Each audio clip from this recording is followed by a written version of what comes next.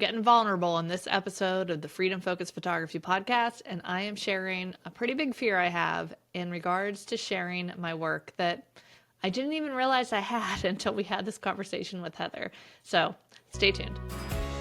I'm Nicole Begley, a zoological animal trainer turned pet and family photographer. Back in 2010, I embarked on my own adventure in photography, transforming a bootstrapping startup into a thriving six-figure business by 2012. Since then, my mission has been to empower photographers like you, sharing the knowledge and strategies that have helped me help thousands of photographers build their own profitable businesses. I believe that achieving $2,000 to $3,000 sales is your fastest route to six-figure businesses, that any technically proficient photographer can consistently hit four-figure sales, and no matter if you want photography to be your full-time passion or a part-time pursuit, profitability is possible. If you're a portrait photographer aspiring to craft a business that aligns perfectly with the life you envision, then you're in exactly the right place. With over 350,000 downloads, welcome to the Freedom Focused Photography Podcast.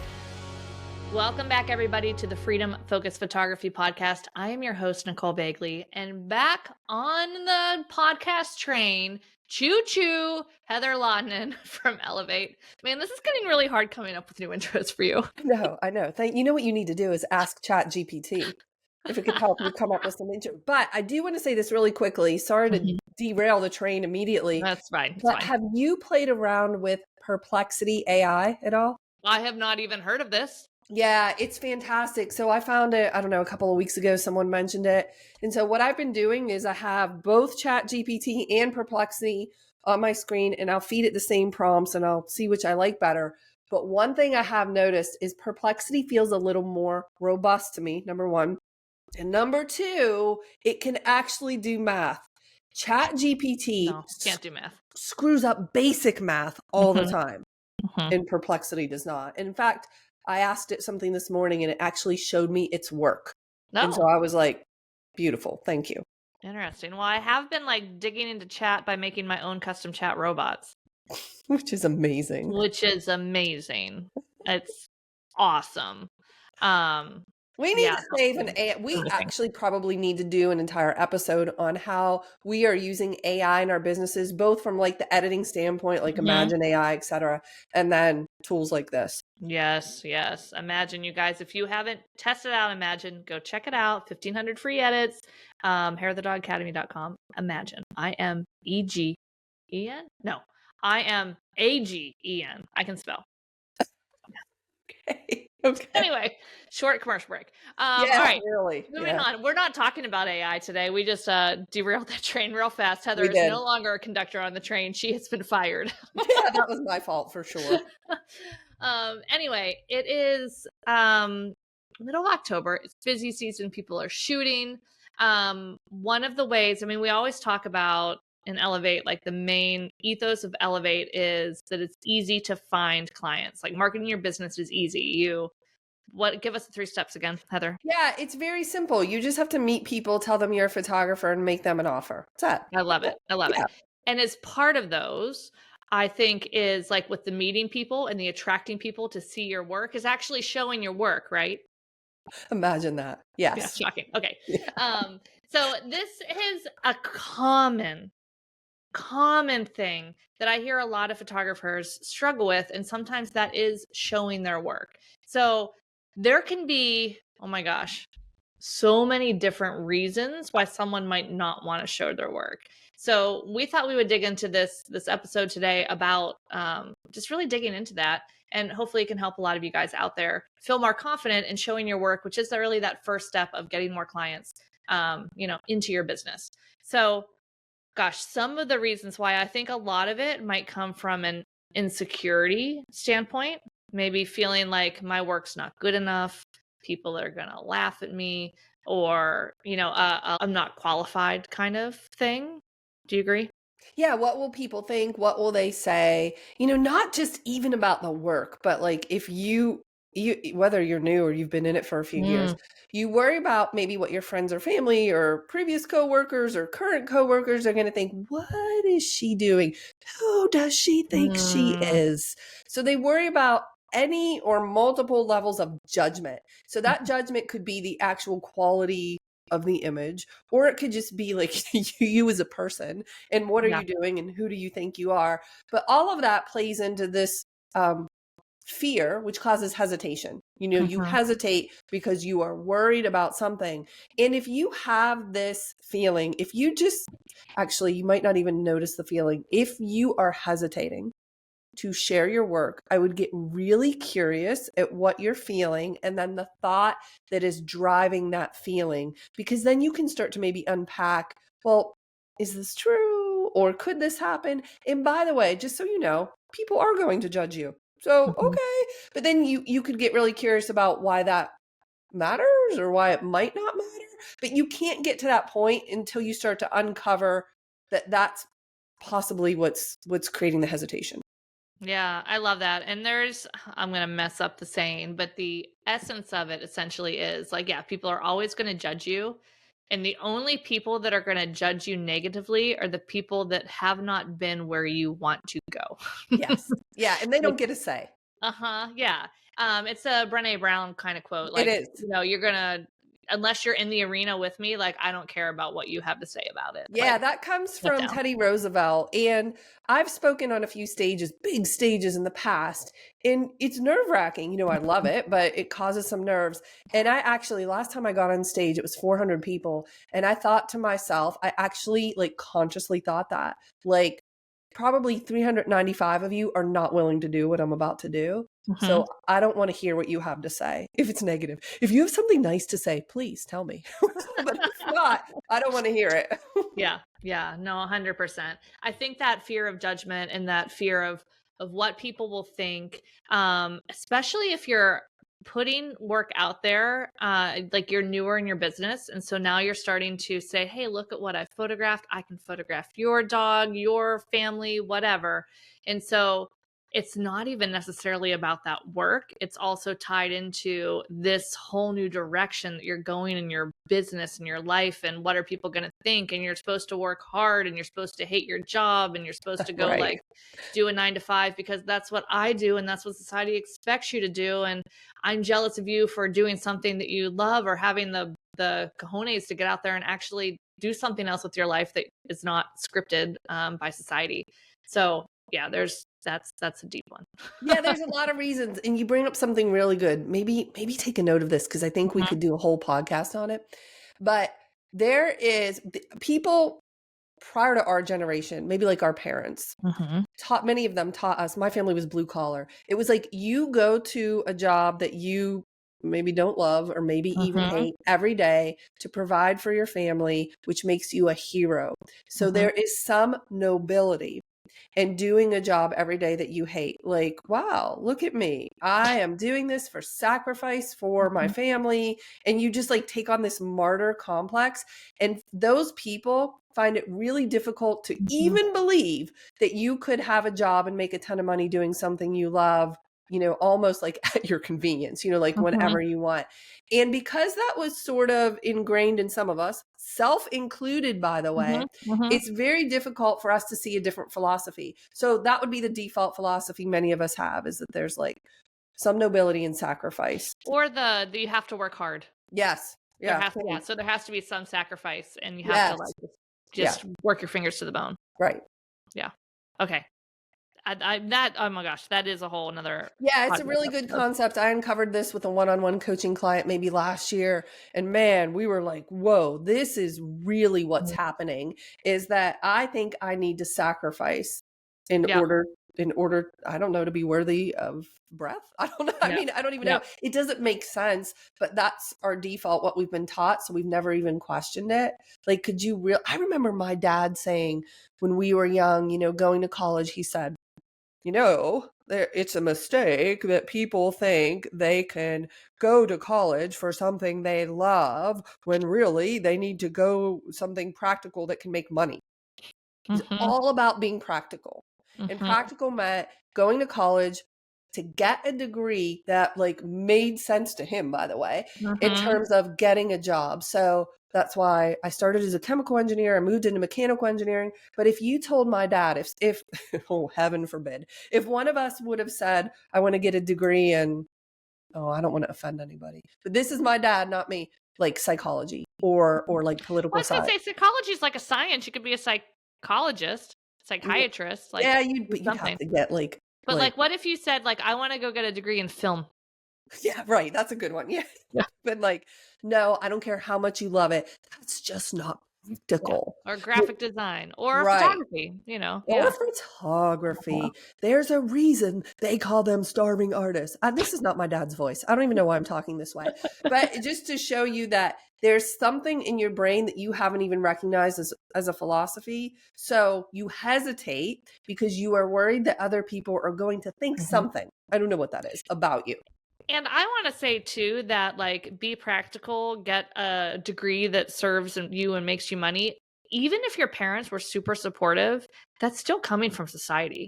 Yeah. Like Yes. that is all around you. All Yeah. sorts of beliefs that are not helpful. In We're lack, inundated with society in them. lack, like that Yeah. there's not abundance in other Mhm. things. Yeah. Yeah, it's like not even an option. It was just wasn't even an I people often ask me why I went into engineering, and I was like, because I did okay, not great. I did okay in math and science in high school, and that's what was served to me. Yeah. Uh-huh. It was like, "Oh, you should be an engineer." And I was like, "Oh, Okay. okay."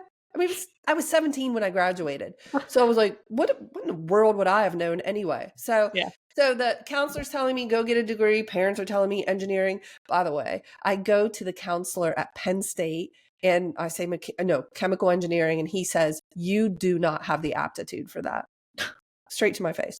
You're like, okay, now watch me. Watch me. Now, at first, because I was young, I like had a minute, where I was like, "Oh dear, should I go into film?" I don't know. But then a little bit later, it doesn't matter. It took me a little while. I was like, I think you should watch me do this. And then I just did it. Yeah. I love it. I love it. All right. So back to our beginning train. This train is going in a circle, but it was a good one. It was a good side stop, side station. Yeah, there it is. Yeah. But to get back on the tracks, the one reason that people might not want to share their work is fear of judgment and whatever that judgment might mean for their art, for their lifestyle choice, for their goal of building a business. What are some other reasons you can think of? Okay. Judgment. I think judgment's the biggest one. I've also heard this. Wait, okay, I have to own this. It's me. Okay. This was years ago, like 2 decades. I had this thought, like, I was getting better, at my craft, and I would find these locations and I would do these certain poses that I thought were unique. I was in weddings. It wasn't like the standard poses. And I thought everyone's going to copy me. Everyone's going to like take what I'm doing. And, now this is ironic because my first workshop I ever attended was Jerry Gohinas. He's a very famous wedding photographer. I love him. I met him in person a few times. And I took his workshop and learned some of his techniques and started to use them. And I thought people are going to copy these. But the funny thing was he taught them to me. So like, wasn't I just like emulating what he was teaching me? And then I was worried that other people, and then there was this one photographer who was starting out who would take my poses and go to the same locations and literally post the exact same shot. And I was grieved by this. I was like, greatly offended. Yeah. Yeah. This is a whole entire Pandora's box. So the train has officially like jumped the tracks and will not be back on the tracks for this rest of this episode because we're going to dig into this because this is a lot here and it is I think we all cuz me too. I would also have that issue. And there's just a lot cuz all right, let's back this up and kind of start at the beginning here for a minute and then we'll get to kind of this little section. I want to like go back to when we're first starting out, right? Like put on your like early 2000 Heather young photographer cap and you're learning your craft. So you're like, all right, I figured out my shutter speed, my aperture. I know how to use my camera. I'm starting to see new things. And then how is it that we start to learn new things? How do you start to learn new things and Yeah, like you add to your have to repertoire? you have to follow, read, like you know, get a mentor, a coach, or you look at other photographers, Yeah. or you try something and you practice. Like there's a variety of influences that come Mm-hmm. into your work. And I think that they're all important. But I would say for me, at the time, you know, there was no social media. So it wasn't Yeah. like in some photographers that Yeah. didn't even have Right. websites. So it's Right. like, you know, but for the ones who did, I would go look at their work Mm-hmm. and I would think, how could I like use this as inspiration to emulate and put my own style on it? So something I always, this is so funny because he uses this line now, but something I always said, I would go into these really dark hotel rooms where brides were getting ready Mm-hmm. and they're so ugly. And I would think to myself, what would Jerry do here? And Yeah. now he uses this as his tagline in his videos. It's like this, I don't know, this crowd that's talking and it's like, Jerry, what would Jerry do? It's so funny because I had those thoughts and I would watch his video. I had access. Oh man, did he even have a learning platform back in the day? He was so ahead of everybody else. Yeah. I would watch him show this hotel room. So he would zoom out Yeah. and then he would show the picture he would produce and how he used light. And I would take that and try to execute some version of that as I learned what my own style was, because he had some ways of shooting that just like didn't Yeah. fit my style. So I never, well, let me think about this. I want to be super transparent here. I don't think I felt like I was copying him, maybe a little bit, but I felt more like I was emulating and learning. He always talked about learning how to see light. Yep. Yep. And I remember the first workshop, he's teaching us that, see the light, here's the light. And he would, you know, I sat next to him at dinner that evening and I put my head in my hands and I shook it. I said, Jerry, I just can't see the light. I literally don't know what you're talking about. I can't see. And we had a good chuckle Yeah. over that. And then I had to learn the concept Mm-hmm. and then I had to practice it. So Mm-hmm. that, and then I had to like put my own spin in terms of what I like to produce on it. And then over time, those things kind of culminated into like my style. Yes. Okay. Yeah. No, 100%. I totally agree with you. So yeah, when you're starting out, and gosh, and it's especially tempting now, I think, to like just straight copy people because we are inundated with social media and images. And so like you're starting out and you're like, oh, I like that. Oh, I like that. And here's where I think people go off the rails, which they see somebody that's successful and they say, "Oh, I must need to do," they create a thought when they see someone successful. I must need to do that. That style equals success. Mm. So then they think they need to copy that style to reach success. But in reality, that person is successful because they were true to their voice and they Right. created that. And everyone can copy it, and you're not going to reach that same success because it's not your voice. Oh my So, gosh. yeah. That's good. Yeah. Yeah. Thanks. Yeah. I actually did I've have that. got, I mean, I've now gotten off the train at the soapbox station. Yeah, So, we need to go back on the train for a minute because I know okay. you have a lot more to say I about do. that. I do. I have a But lot. if you, what about this thought, like you hesitate to share your work Mm-hmm. because you're concerned that other people will copy You'll you? copy you. Okay. Yes. Um, Yeah, I mean, that's a legit thing. I mean, I get it. I absolutely get it. So, especially so I think it's easy to share like the traditional thing. So, like in wedding photography, oh, it's the kiss, it's the rings, it's the cake. Like everyone takes those shots. In pet photography, it's like, okay, and like a puppy dog eyes, the dog running towards the camera, the dog by the feet. Like we have a very similar playbook of posing for a lot of things. But I think when somebody goes to create something really unique and special, and they spend the time and the energy to like really just create something that came from within, that then if somebody copies that, ooh, that's hurtful.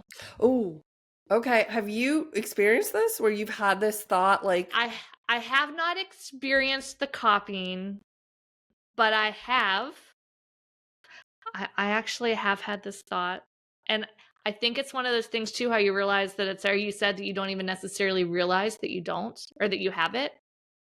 So, um, you guys know, or at least you know, Heather, that I created my selfie dog series. Oh my gosh, it was a couple years ago.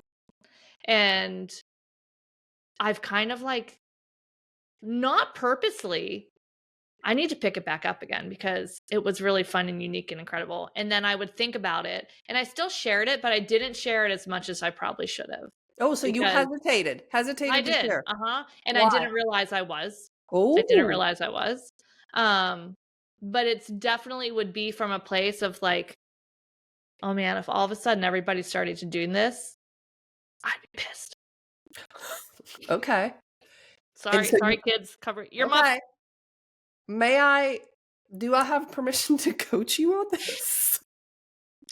Yes. Why do I always get coached on my own podcast? I But know yes, that's pretty funny, yes, actually. let's do it. I think it would Well, be thank helpful you for for being people. so open and coachable. It's like one thing I love about you. But okay, so you would be really upset, which means you knew that, so you hesitated to share. But Okay. all of that was unconscious. The Yes. knowing and the Yes. hesitation. Like it Yes. wasn't like I was like, oh, should I share? No, I think this or that. It was just a like, yeah. Oh, Mhm, 100%. Listen, mhm, I like 98% of what's driving us is unconscious. mhm, Like we don't get it until you and I actually started to talk about it. So, and then you recognized, oh, I hesitated because I would be mhm. mad. But I am so curious, like on the edge of my seat. What are you thinking that's causing you to be preemptively angry? Preemptively angry sounds really mean. Not mean, guys. But I definitely was a little, still am, a little like mantly. So that is a bird nerd term. Shout out to my bird nerds, Amy. Like when a bird of prey catches their rat, their mouse, they like get mantle over it. So their wings go out and they like hide it so the other birds can't see it. Um, I've so never heard this in my entire life. This is all we're new to me. we're now having a nature documentary Okay. education piece of the podcast. But anyway, so I would get mantly over that because I worked hard to catch that mouse. Like it was something that I had the idea.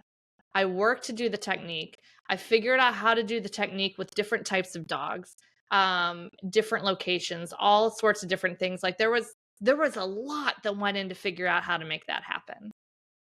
Okay. So, You worked hard, mhm, but working hard and coming up with a concept that you feel is unique to you, like, whoa, I came I up with felt this idea. ownership over it. Yes. Protective, Yes. ownership. Uh-huh. This is mine. It took time and Yeah. brain power, and I came up with it. But that, I want you to like continue the thought because Okay. thinking that doesn't make you mad. Okay. That makes you proud. Okay. Well, and I'm not mad because it hasn't happened. Nobody has really ripped it off yet. Probably because I really haven't shared it. And by the way, time out. Can we time out for a minute? Even if Heather helps me come up with good thoughts, so I will not be angry, this is not an open invitation for people to go out and be like, oh, Nicole said it's cool. I'm just going to do her selfie dogs. No, I am not saying that. So Yeah, just to be don't clear. copy Okay. me. Right. We're Okay. going back. Come back Okay. into it. So usually when we have a thought, there's like an extension to the thought, like and dot dot mhm, dot, that we're not okay. So if the thought was subconscious, then the extension mhm, of the thought is like so deep. I mean, it mhm, is like next level unconscious. So you were thinking all of these things about what you created and you're mhm. protective and and you love And it I and put you the work, work in. you put So, the work yeah. in. Mhm. Okay. And if So it's someone not fair, right, for people to shortcut that and just copy it. it's not fair, it's Mhm, not right. mhm. There's like an injustice here. Yes. Yeah. So when we think, by the way, back up for a second, in life in general, when we think something is unjust, we get angry and in any Yeah. way, shape, or form. So this is Mhm. like a clue to life, which, by the way, inside of Elevate, people tell me all of the time how much it has improved their lives. Yeah, not just their photography Yeah, business. because things like this extend. So, like, think about if you're in a discussion, Craig and I call it a communication, which means conflict. Okay, we just call it last night we were, quote, communicating. If you are in communication with someone and they do or say something that you feel is not fair, you will get angry. Mm-hmm. Like, because you think this is not right. They should not be doing this. Mm-hmm. So I get mad and then I hesitate because I want to avoid that. I don't want Yep. that to happen. So then you hesitate to share. Did you like, does this land for you? Is this making Yeah, sense? no, 100%. Mm-hmm. So what do And you I didn't even know it was Yeah. happening, Heather. Yeah. That's the craziest thing. That's Mm-hmm. the craziest thing. So what do we look at here? It's like, do we focus on being proud of what you've created and the ownership and like excitement of what you've done, what you've come up with and your brilliant brain? Mm-hmm. Or do we focus on the potential? I want you to hear this clearly. The potential possibility of maybe someone copying something and then you're going to be mad because it's unjust. Or do you Well, focus on what you've created?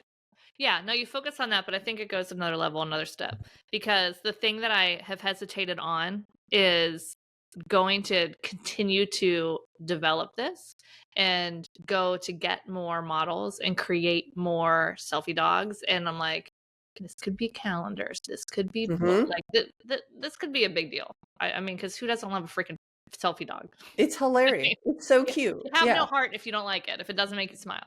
Right. Right. That's true. I love it. So there is a thought that is holding me back, and I think that thought is it's Oh, it's not worth the time to do this because I'm going to put all this time and energy into it, and then everyone's going to copy it. oh my gosh. Laminate that. 100%. That's my thought. That's why I haven't done anything with it. Yes, because if I went to all this effort to use my brain power and to think Mhm. this through and plan this out, all my time, and somebody copies it, then it's not worth it. So that's like the statement that's driving the behavior of like, Mhm. I'm not going to do it. But I want to take this another level. Well, we're going really deep. We keep talking about these levels. I don't even know how many there are. But the next level is okay, all right, fair enough. What would happen if they did? What is the fear? Like, let's say you do all of this work and somebody does copy you, then what? I think it would depend. I think it would depend on what the circumstances were when that would happen. So if I had done it and it was like, okay, I had the calendar, the book, the whatever, like I had a success from it, that whatever my definition of that success would be, then it's like, okay, whatever, like you're like you were number 2. It's my idea, like I own it. It's fine. Like I don't think that would upset me as much. I think the thing that is frightening, which has caused me to not do anything with it. And if you've read Big Magic, Of Big course. Bird, I know exactly where you're yeah. going. Uh-huh. Yeah. So if for some reason, like right now, I close down this podcast episode and I open up something and I see like somebody got a selfie dog book deal, I'm gonna be mad, and I'm gonna be mad at myself because I didn't go Correct. forward with it. So be I really mean, careful again, by here. the way, it doesn't mean you guys go out and make a selfie dog book. Hear me clearly. Please don't. It's not Please what don't. this means. But yes. Yeah. But the key here is it has nothing to do with the person. You would be mad at yourself. Mm-hmm. But hold on, you recognize that because you're sort of tuned into this idea of like Mm-hmm. your thoughts and Yep. what you create in your reality. But for most people, for most normal people, they would be mad at the person. They would be so mad at this other person for copying them, and then they got this deal. And if I'm coaching someone around something like this, I'm like, who you mad at, bro? Who are you mad at? It's not the person. You have a thought that was my idea. Mm-hmm. They stole it and now they're getting successful with it, and that is not right. Mm-hmm. But you're not mad at them. You're mad at yourself for not taking action. You're mad at yourself for hesitating. Mm-hmm. Which is really interesting because then what could you think to like eliminate the hesitation or maybe to spawn more action? I mean, the one which it's probably not the best thought because it's like a negative piece of it is like looking at the 2 paths and okay, I do this and then it gets copied. I'm less upset than if I don't do this and somebody else does it. Think about it. Think about it. So What? then it becomes like, oh, well, I'd much rather go down this path. So why am I not? Let's do Correct. it. Correct. Yeah. It's like, what would you regret more? And I just have this thought. I teach this in Elevate. You will never regret taking action, even if it doesn't work out. Mm-hmm. But you will always regret hesitating or procrastinating. Always. So, This reminds me just a little bit too about like the people starting their business too, where they're like waiting for the perfect time or waiting for the perfect time to start selling or waiting for the perfect time to charge or raise the price or create the web. Like it just doesn't exist. There is no perfect time, which is the false story, the false narrative that I've told myself all these years of, well, I don't have time right now. Like yeah. my time, I have to focus over here. Like my business is this education piece. Like I don't have time for this silly project. Yeah. It's not important. Mm-hmm. I It think doesn't there were a couple. actually make money to put food on the table and put my Right. like my daughter's going to college in a year and a half. Like, Right. and we have 2 horses. So Yeah, shit. brace yourself. Brace Yeah, yourself for that exactly. college. I had saved the money and still every time I paid the tuition, I was like, what is happening? So much money. Okay. So like there's so many sides dynamic. It's very dynamic. The whole thought of starting with I don't want to share something because somebody might copy. I would first start with, okay, what if they do?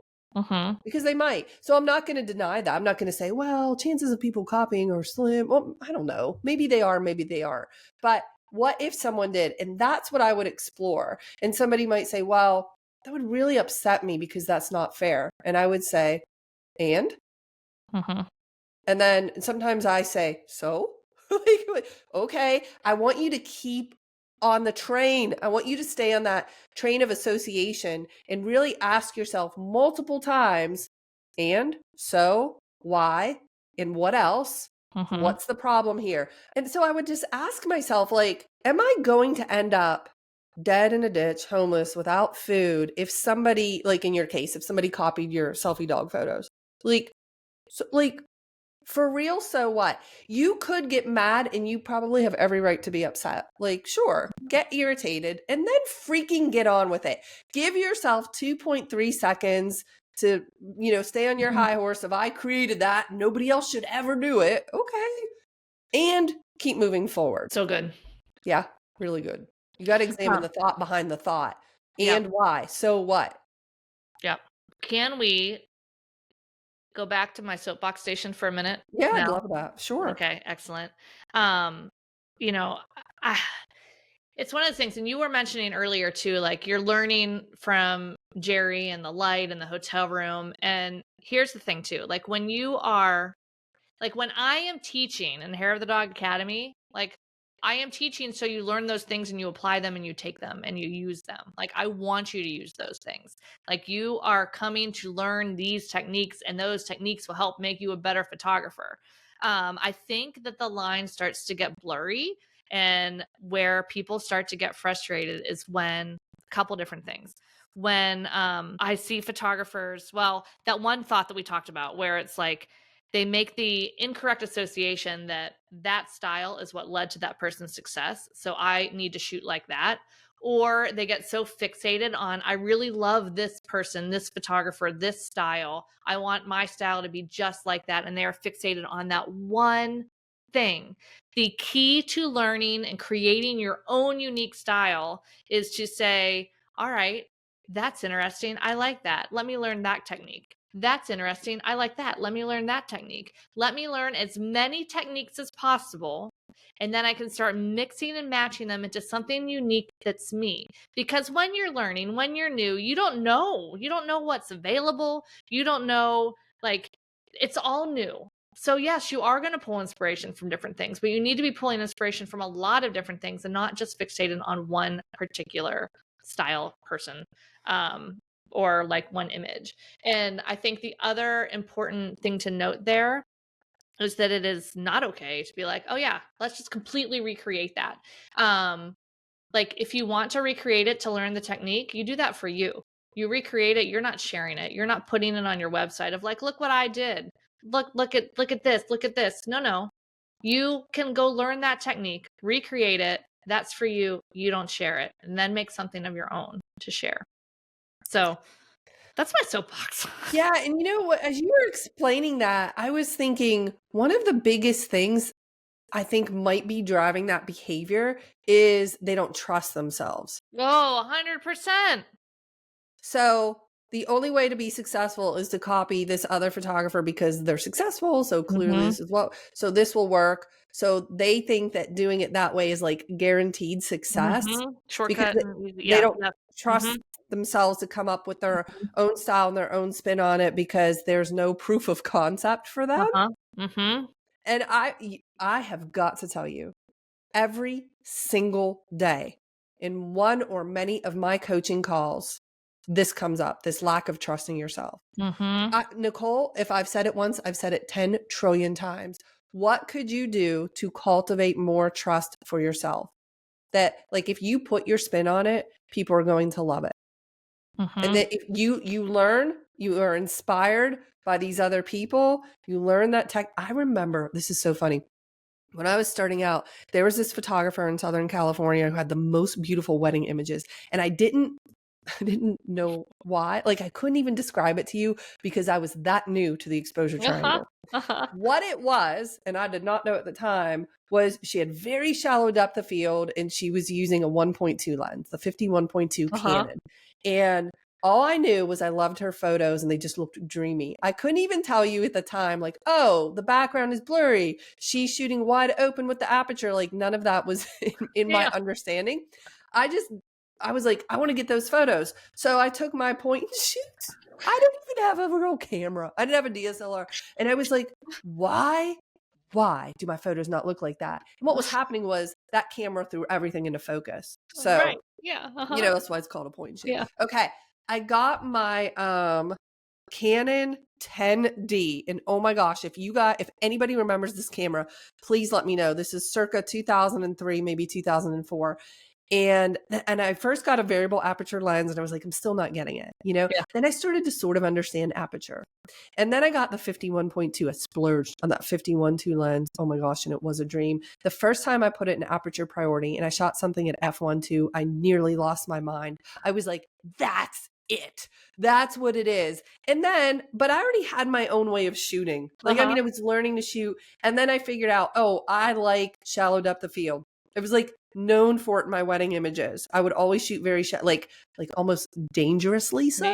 Same. You should not. I don't think you should. We're like, shoot what that. do you do for a group of dogs? I'm like 2.8. It's a 70-200. I mean, when do you not do 2.8? Never. Careful. Yeah. I didn't know that if you're shooting 1.2 close up, that depth of field is razor thin. Yeah. So you figure that out and you're like, okay, probably, 2.0 is a better choice for that lens. But I figured that out and it was based on inspiration from her. But I was not, first of all, I'm not in Southern California. So I hate to break it to everybody, but Pittsburgh weather is a lot different. You don't have the sun? There's no sun. I'm in these venues that are like, oh my gosh, so challenging. But I remember thinking, oh, I've unlocked like one key. Like that doesn't make sense. I have one key that unlocked one door that I started to learn. Oh, that's what I like. And I'm shooting this way. And then it just went from there. But it wasn't like, it was like an exact replica of everything she was doing. It was like one component. And then I put my own spin. Yeah, no, 100%. That is the key. Which, can I just do a blatant commercial right now, Heather? Do you mind? I mean, it's my podcast. I think you have permission to do that considering it's your podcast. Okay. All right, excellent.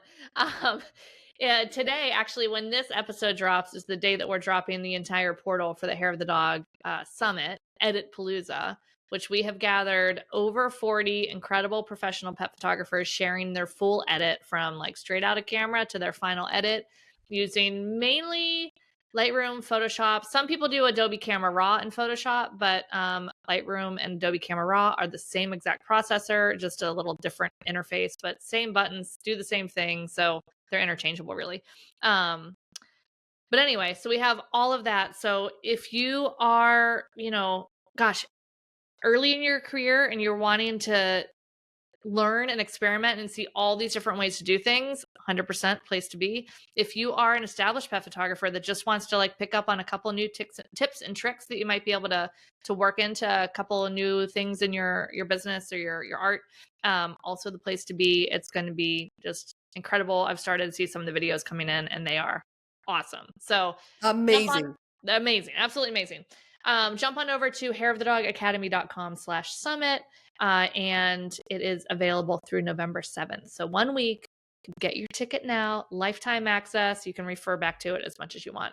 And we have exercise files, so you can download the raw and work alongside. So you can learn the technique, because again, the key for developing your style is to learn techniques, learn many techniques, start to mix and match the pieces that you really love into something that's uniquely you. Listen, having the exercise files is brilliant. That was a really good move on your part, because I've enjoyed that in past classes I've taken, being able to work on the same photo so I could like really understand it. And I've got to tell you, even as a seasoned veteran, I still enjoy watching things like that, because listen, I'm an Adobe certified expert in Photoshop. I clearly know Photoshop, but sometimes I'll watch someone do something and I'll be like, how did I not know that? Yeah. How Yeah. am I There are just now? so many ways to do so many different things that you're like, oh, that's so much Ooh. easier than. And with all these new tools, all these videos have been recorded in the past 30 days. So they are recent videos. So yeah, it is really, really good. Yeah, maybe Check it I'll out. watch it because it sounds like fun to me. I love editing. I love the Yeah. edit. I love to take a photo out of the camera that is obviously good, but really sometimes they're even just mediocre. I mean, they're obviously sharp and exposed well, but and then take it to exceptional. And I actually think everybody listening should purchase it. And I've got no skin in this game, but I think they should do it because it will make you feel better about your work straight out of camera. You'll see what they're producing out of camera and you'll be like, whoa, I could do that. And then they edit and you're like, now I can do that. Amazing. Yep. Yeah, for sure. And we have a variety. It's so funny. You get to people's thoughts real fast when you reach out to them to contribute to this. And they're like, me? No. Oh, no, I can't. I can like, do you edit your own photos? Yes. Okay, then you can contribute. Yeah. Yeah. And there are a variety of people, because I had so many people, a handful that was like, but I'm not like a big editor. I don't spend like an hour on an image. I'm like, I don't want that. I want to make sure people see, hey, look, here's a 5-minute edit. Oh, and here's like a 45-minute, like super involved, super artistic craziness. But let's face it, unless you're just doing that 45-minute edit on a really big wall piece, like you better be charging $10,000 for an album if you're doing 45-minute edits on every image in the album. So we need those quick edits too. So it's a variety of everything. Yeah, it's just really fantastic. Yeah, I'm a big believer in the quick edits, but but that doesn't mean sacrificing quality at all. I just got really adept at being efficient and creating shortcuts and actions and different things in order. Oh yeah, you know how like I tricked out my Wacom tablet with Photoshop specifically? Like every inch of that tablet was programmed for something that I used all of the time just to like speed things up. Yeah, I love it. I love it. Awesome. All right. This has been so good. So just to recap, my gosh, how do we even recap this I was just episode? thinking, oh shoot, what is the recap here? The recap is, all right, are you hesitating sharing your images? Ask yourself why. Likely it is one of two things. It is either you are concerned about the judgment of sharing that image and what people are going to think of you or your art, or you're concerned about somebody copying that image. And then start to ask yourself why. Start to get down to it. And at least for me, looking at those two roads of just like, all right, I could continue to hide. And then if somebody does copy it, I'm going to be really, really upset and mostly mad at myself for giving up on it. And then also, all right, or do I move forward with it and go down that path? And then if somebody copies, I might be still frustrated. Still will be frustrated, but I am not going to be as mad at myself because I am taking the action. And that is the key, because I'm responsible for what I do. Listen, you have got to consider future Nicole. And when you think of what would future Nicole, or how can I hook her up? Like what would set her up for success, or how would she be more proud of me? And you just said it.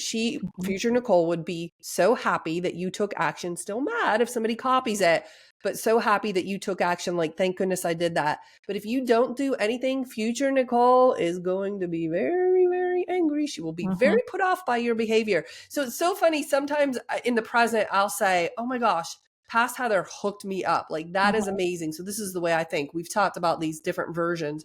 And sometimes I'm like, man, past Heather is sticking it to me. Why? Why did she not think of this? It's so funny. Like when you don't get gas and you know you have to leave early and you're going to have to get the gas, you're like, oh man, past Nicole, that was Yeah, a I got to shitty tell you, that's a great example. I always hook future Heather up when it comes to gas. I always get gas before it's less than a quarter tank. Always, always, always. I always get it whenever I need it because I'm always thinking of future Heather. And I have to laugh sometimes when like I'll do that and then the next day it's freezing or pouring rain. And I'm like, see, past Heather hooked me up. I love it. Yep. Awesome. All right, guys. I hope you guys enjoyed this conversation. Reach out to us on the Instas, let us know, and we will talk to you soon. Bye, everybody. See you next week.